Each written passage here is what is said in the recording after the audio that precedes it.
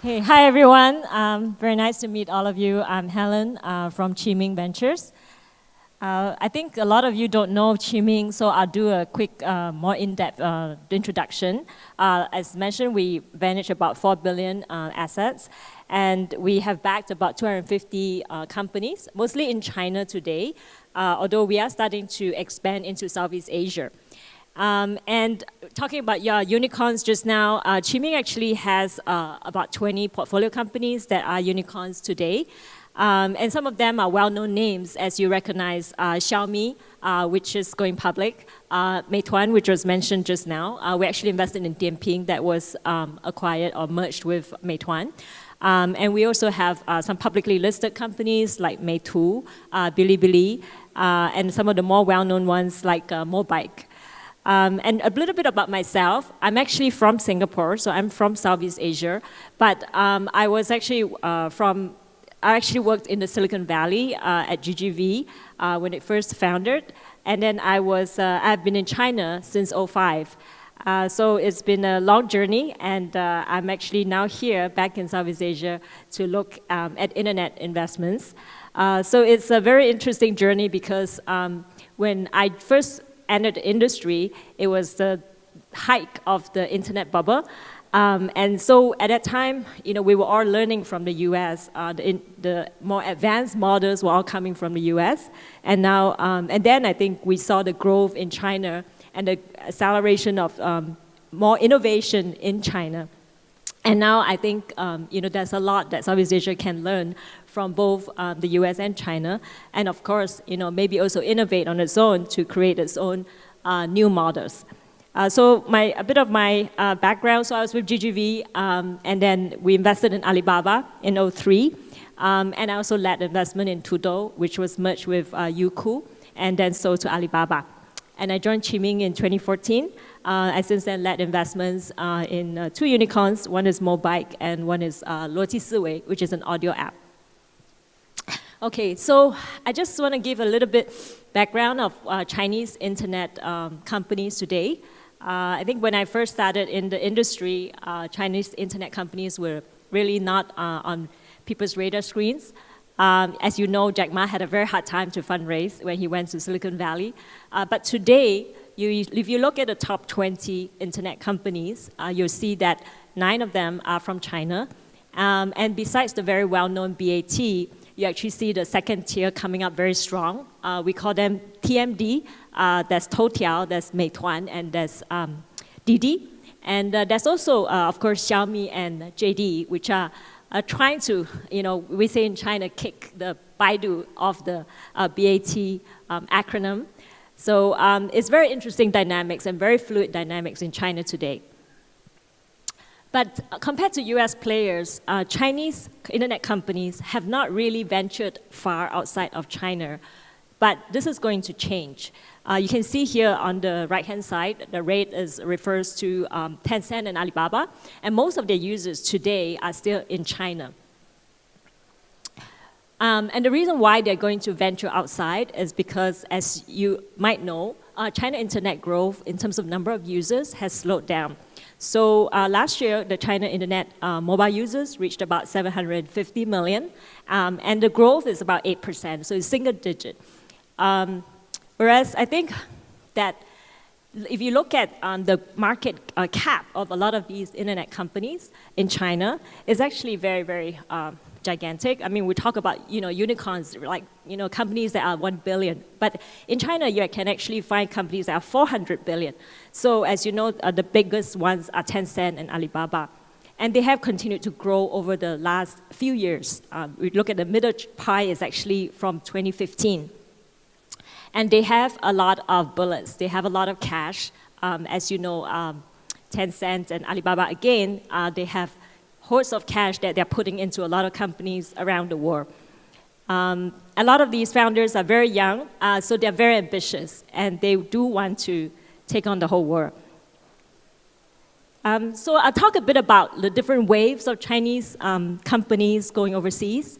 The first wave, I would say, is the tools, because the tools, the utility tools like a Clean Master, like a web browser, they're the easiest for Chinese companies to to try to go overseas because they are not dependent on culture, they're not dependent on the local operations.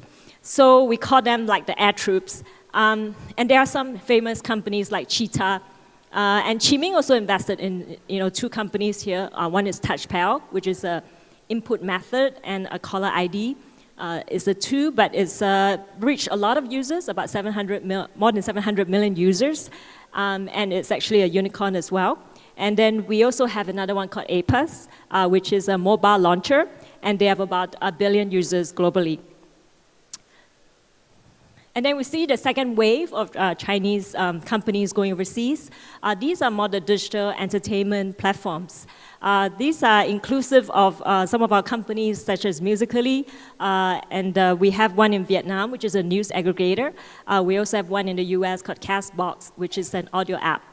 But the more famous companies you might be aware of, like in Southeast Asia, there is Bigo and there is TikTok from ByteDance. And then we see the third wave, I think it's going to be fintech, e-commerce, as well as some O2O. And e-commerce, I guess most of you are familiar, is actually a very big sector in China. So it's about 20% of retail versus Southeast Asia, where it's about 1.6%. And fintech is also an area that China has really become bigger than the rest of the world. We have about 16 trillion of mobile payment, and it's still growing at doubling year on year. And a lot of fintech companies from China have listed, including Zhong'an, which is about 77 billion Hong Kong dollars. So in this space, we have one investment, Akulaku, which is an installment financing company that's doing e-commerce, that's leveraging on e-commerce growth, and is in Indonesia, and just in the middle of raising a big round. So I think the interesting for maybe the audience here to understand about China is that China today is no longer a copycat from the US. It actually has a lot of very interesting things that maybe would be helpful for Southeast Asian companies to take note. One is like in the digital gaming, digital content space. You see a lot of games like, for example, Honor of Kings from Tencent, which has become the most used game globally with about 100 million monthly active users. You see games like Clash of Kings from Elax, and you also see a lot of digital media platforms like China Literature, which is about 64 billion Hong Kong dollars, and Bilibili, one of Qiming's portfolio companies, which is very strong in the ACG, the animation, comics, and gaming space. Most of the people born in the 90s will know Bilibili. And then also live streaming, which originated from China, and you now have billion-dollar companies like Huya, which is very strong on the gaming side, YY, and Kuaishou. And then another area that China pioneered, for better or worse, is bike sharing. We were involved in Mobike, and which pioneered the dockless bike sharing. And it was acquired by Meituan recently. But I think the most innovative company in China today is actually WeChat. I don't know how many of you use WeChat, but in China we use it for almost everything, to order food delivery, to order a car, to read content, and to send red packets. So we basically use it for most things, and most people don't have to leave WeChat. So we almost call it an ecosystem, similar to Android and Apple's ecosystem. It has the ability for lots of businesses to create what we call like these mini sites, and you can actually build your business on WeChat. So it's a very interesting ecosystem that continues to evolve today. So why Southeast Asia? So I think that it's important for you to understand also why Chinese players and how they look at Southeast Asia.